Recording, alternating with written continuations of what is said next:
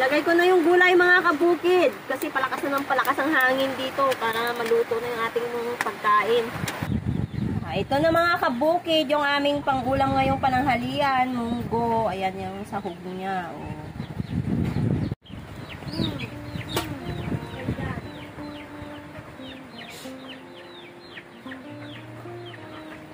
Ayan, isang mabagyong umaga sa inyo mga kabukid.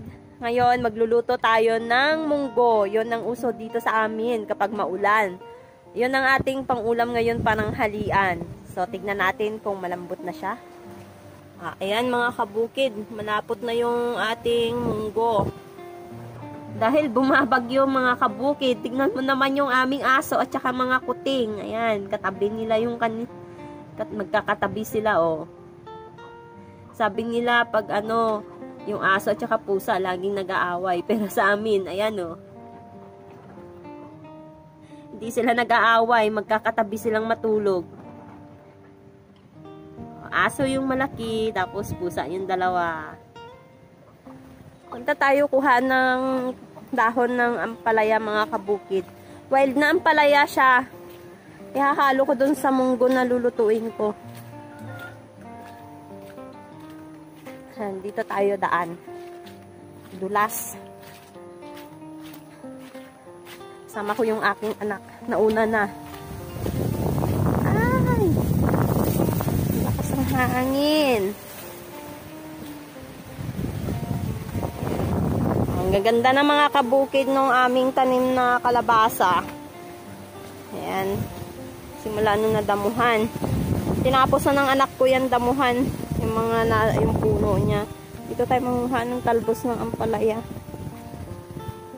Ayan o, tataba ng kalabasa mga kabukid. Ayan anak ko, kunin mo yung mga talbos ng ampalaya. Halo natin sa munggo. Sarap yan. Tapos dagdagan natin ng dahon ng sili. Ayan o. Tataba.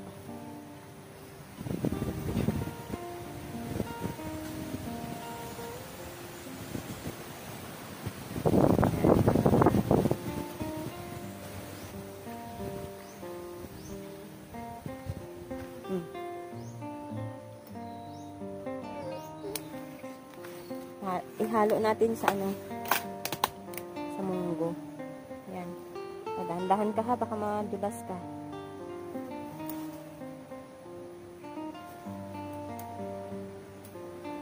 Ito mga kabukid, ang ating ihahalo ngayon sa munggo. Tapos dadagdagan na lang natin ng dahon ng malunggay.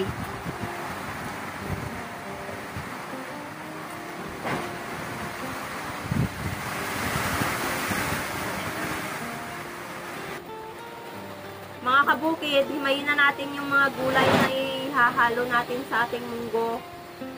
Ayan, dahon ng sili, ampalaya, tsaka malunggay.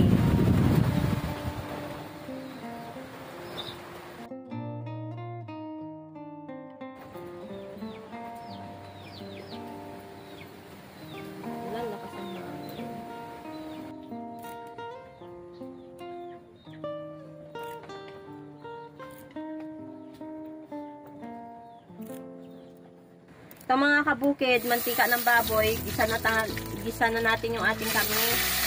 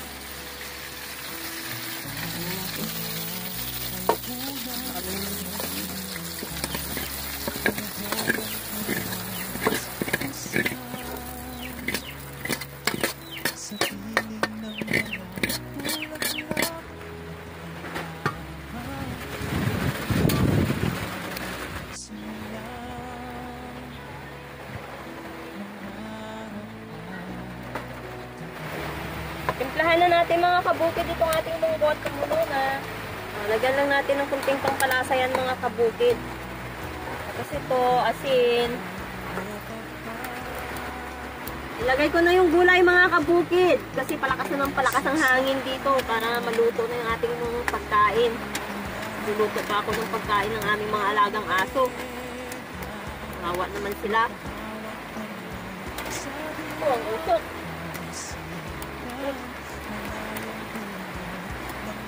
Ayan. Ay. Sarap. Kain muna tayo ng gulay-gulay ngayon. Ayan. Ito na mga kabukid, yung aming pangulam ngayong pananghalian, munggo. Ayan yung sahog niya. Kain tayo mga kabukid ng pananghalian. Ay! Wala ka. Lakas ng hangin.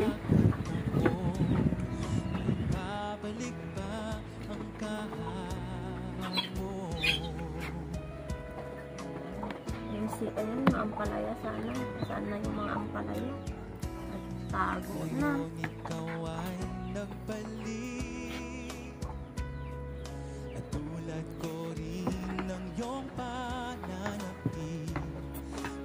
Lakas ng hangin dito sa amin mga kabukid, oh.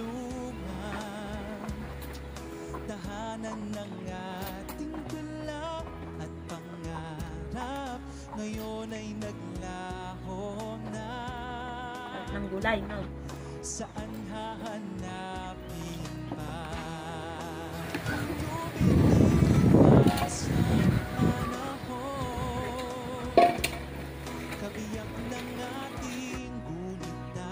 Sarap po kumain ng gulay na munggo, masalo po at malamig ang panahon. Ang sarap, tama init-init.